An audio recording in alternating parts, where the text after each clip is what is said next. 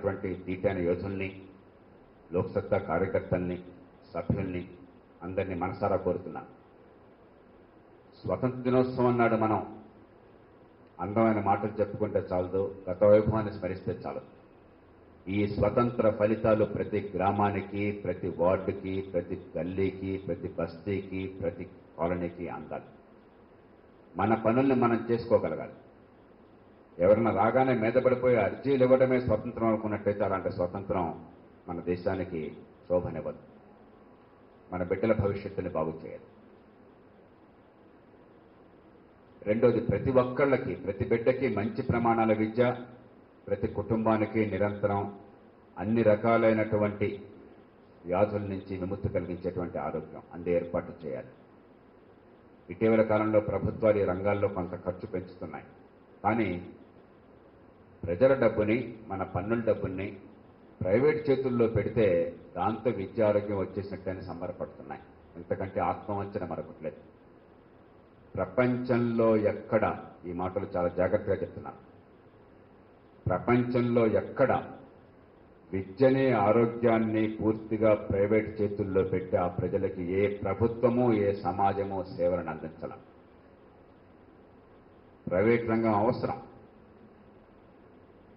విద్య, ఆరోగ్యంలో కూడా ప్రైవేటు భాగస్వామ్యాన్ని మనం ఆహ్వానించాలి. ఎందుకంటే ఇప్పటికే చాలా తప్పిదాలు చేశాం కాబట్టి ఇప్పుడు అకస్మాత్తుగా వారు లేకుండా దాన్ని నడపడం సాధ్యం కూడా కాకపోవచ్చు. కానీ పరిష్కారం ఈ మొత్తాన్ని ప్రైవేట్ రంగం చేతుల్లో పెట్టి ఖర్చుని పెంచి ఫలితాన్ని తగ్గించి మన ఖజానాన్ని ఖాళీ చేసి కోట్లాది మందికి నిజమైన ఆరోగ్యము, నిజమైన విద్య అందకుండా చేయడంలో లేనే లేదు. ఈవేళ ప్రైవేటు విద్య కూడా ప్రమాణాలు బాగోలేదు. మన ఊరికే నటిస్తున్నాం. ప్రభుత్వ విద్య, ప్రైవేటు విద్య అంత అంతరమేం లేదు. విద్య మొత్తం అధ్వాన్నంగా ఉంది. డబ్బిచ్చినా, ఫీజులు కట్టినా, కట్టకపోయినా, ప్రభుత్వమైనా ప్రైవేట్ రంగమైనా. ప్రభుత్వం తక్కువేం ఖర్చు పెట్టలేదు. ప్రభుత్వ విద్యలో ఏటా 10,000 రూపాయలు తలసరి ఖర్చు పెడుతోంది ప్రభుత్వం ప్రతి విద్యార్థికి పాఠశాల స్థాయిలో. ఇది చిన్న డబ్బు కాదు. ఈ డబ్బుకు ఫలితాలెట్టా రావాలి? తల్లిదండ్రులు జేబుల్లోంచి చెల్లించినా, ప్రభుత్వం ఖజానా నుంచి చెల్లించినా దీనివల్ల మంచి విద్య ఎట్లా అందాలి? ఒక సామాన్య కుటుంబంలో పుట్టిన బిడ్డ, మన ఇళ్లలో పని మనిషిగా ఉన్నటువంటి ఒక తల్లి బిడ్డ, పొలంలో వ్యవసాయ కూలీగా ఉన్న ఓ తండ్రి కొడుకు, వాళ్ళ భవిష్యత్తు ఆ రైతు బిడ్డల భవిష్యత్తుతో, ఆ పని చేయించుకున్న వాళ్ళ పిల్లల భవిష్యత్తుతో సమానంగా ఉండేట్టుగా తెలివితేటలు, కష్టపడాలన్న ఆసక్తి ఉన్నట్లయితే, అందరి బిడ్డలతో సమానంగా ఎదిగేట్లుగా అవకాశాలు కల్పించకపోయినట్లయితే, దానికోసం మన విద్యని, అందరికీ పూర్తిగా ఆరోగ్యాన్ని కనీస ఖర్చుతో, ఉత్తమ ప్రమాణాలతో, అందరికీ అందే ఏర్పాట్లతో మనం ఆరోగ్య రంగాన్ని పునరుద్ధరించుకున్నట్లయితే, సంపద సృష్టిలో ప్రతి ఒక్కళ్ళని భాగస్వాములు చేయకపోయినట్లయితే, ఖజానా డబ్బులోంచి నెలలా తీస్తున్నాం, తీసుకుపో పిచ్చగాళ్లాగా అని చెప్పంటే పేదరికం పోదు. అంచేత వచ్చే 5 సంవత్సరాల్లో నిజంగా ఈ స్వతంత్రాన్ని మనం సార్థకం చేయాలనుకున్నట్లయితే మన ముందున్న లక్ష్యాలు 3 మౌలికమైనవి. మొదటిది, అధికారాన్ని ఇప్పుడు గ్రామాలకి, వార్డులకి, ఆ వీధులకి, ఆ గల్లీలకి పంపించాలి. రెండవది, విద్యని, ఆరోగ్యాన్ని ప్రతి కుటుంబానికి, ప్రతి బిడ్డకి సులభమైన పద్ధతులతో, ఖర్చు పెరగకుండా అందరికీ అందేలా మంచి ప్రమాణాలతో మనం పునర్వ్యవస్థీకరించాలి. మూడోది, ఈ సంపద సృష్టిలో అందరూ భాగస్వాములు కావాలి అని చెప్పంటే ఈ అవినీతిని అంతం చేయాలి. అడుగడుగున అవినీతి ఈ జాతిని కుంగదీస్తున్నది. ఈ దేశ భవిష్యత్తుని సంకటంలో పడేస్తున్నది. లక్షల కోట్ల రూపాయల ఏటా ఈ దేశంలో మన డబ్బుని వీళ్ళంతా భోంచేస్తున్నారు. ఏ రకమైన సంపద సృష్టించిన వాళ్ళు, ఎందుకు కొరగాని వాళ్ళు కేవలం అధికారాన్ని అడ్డుగా పెట్టుకుని వేల కోట్ల రూపాయల సంపాదనకు ఎగబక్కుతున్నారు. నిస్సిగ్గుగా ప్రవర్తిస్తున్నారు. ఈ అవినీతి పరుల భారతం పట్టకుండా, అవినీతిని అంతం చేయకుండా, మన పన్ను డబ్బులు సార్థకం చేయకుండా మన జాతిని, మన స్వరాజ్యాన్ని, మన స్వతంత్రాన్ని, మన రాజ్యాంగాన్ని కాపాడుకోలేం.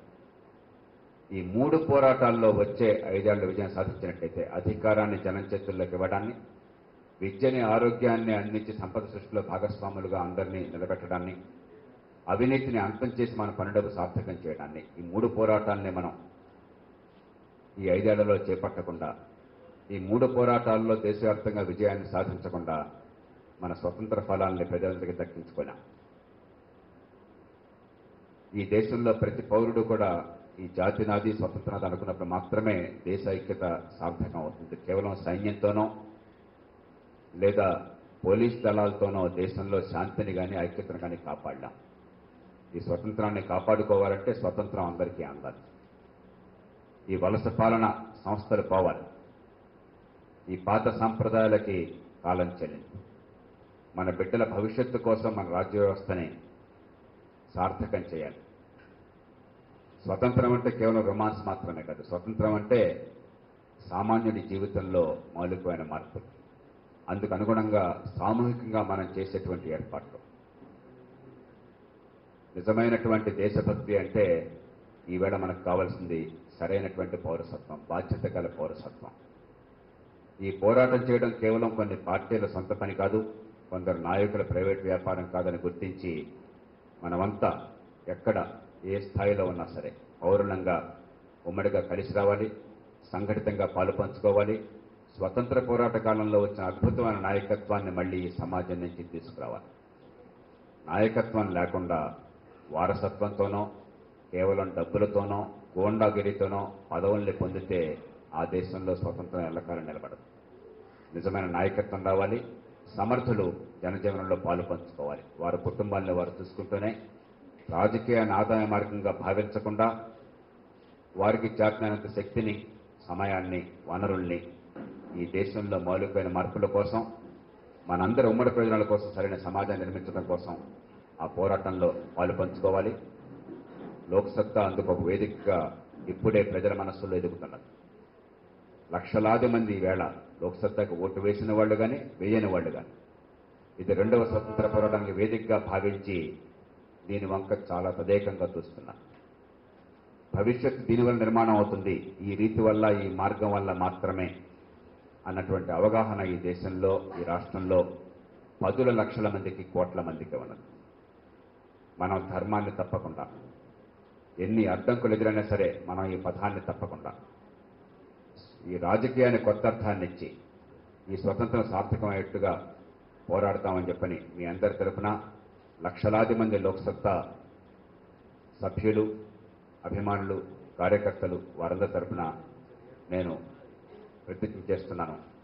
ఖచ్చితంగా వచ్చే 5 ఏళ్లలో ఈ రాష్ట్రంలో, ఈ దేశంలో మౌలికమైన మార్పులకి, ఈ స్వతంత్ర ఫలాలు సిద్ధించే మార్పులకి, ఈ రాజ్యాంగం సంకల్పించిన మార్పులకి, స్వతంత్ర పోరాట యోధులు కన్న కలల్ని సాకారం చేసే మార్పులకి శ్రీకారం చుడతామని చెప్పని మనవి చేస్తూ మరోసారి మీ అందరికీ, మీ ద్వారా మన రాష్ట్ర ప్రజలకి 63వ స్వతంత్ర శుభాకాంక్షలు తెలియజేస్తూ నేను సెలవు తీసుకుంటాను. జై హింద్. ఈరోజు ఈ కార్యక్రమానికి వచ్చిన లోక్సత్తా నాయకులందరికీ, మీడియా మిత్రులందరికీ ఈ స్వతంత్ర పోరాటంలో పాల్పంచుకొని మనకి వచ్చే 5 సంవత్సరాల్లో మనకి గణనీయమైన మార్పు తీసుకొని వచ్చి భావంతో మీరందరూ ఉంటారని